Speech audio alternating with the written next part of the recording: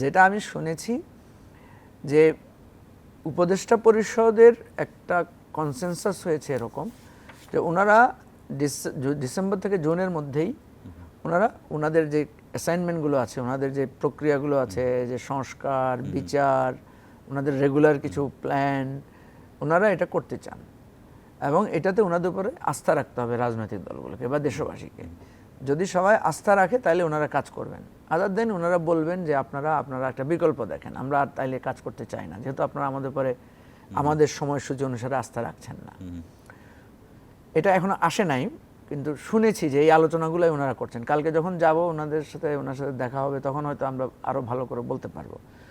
মোট কথা হচ্ছে আমরা কিন্তু গতকাল আমাদের দলের পক্ষ থেকে একটা প্রেস কনফারেন্স করে আমরা বলেছি যে এখানে মৌলিক জায়গায় আমাদের কাছে মনে হচ্ছে 4টা মৌলিক সমস্যা।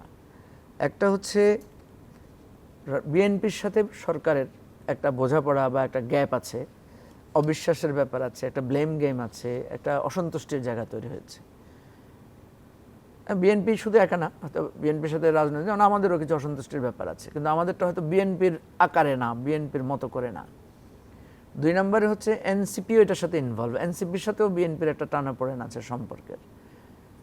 আর যেটা আমরা দেখেছি সেনাবাহিনীর সাথে একটা টানাপোড়েন, যেটা সেনাবাহিনীর প্রধান ওনার জায়গা থেকে উনি বলেছেন, সেটাকে আবার অসমর্থিত সূত্রে নানাভাবে প্রেসে এসেছে।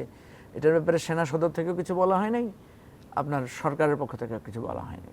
তো এই ধোঁয়াশার ভিতরে যখন হঠাৎ করে প্রধান উপদেষ্টার পদত্যাগের বিষয়টা এসেছে, তখন জনগণের মধ্যে কিন্তু একটা টেন্স তৈরি হয়েছে। কারণ আপনি জানেন যে প্রধান উপদেষ্টা যদি হঠাৎ পদত্যাগ করেন তাহলে কি হবে, নেক্সট কে টেক ওভার করবে।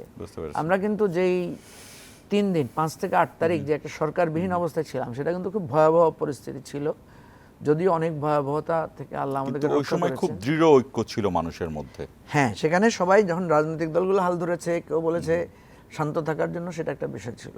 এনিওয়ে, আমি যেটা মনে করি যে কি আলোচনাটা হয়েছে, কি বিষয় নিয়ে আলোচনা হয়েছে, বিষয়টা খুব বেশি পরিষ্কার না আর কি।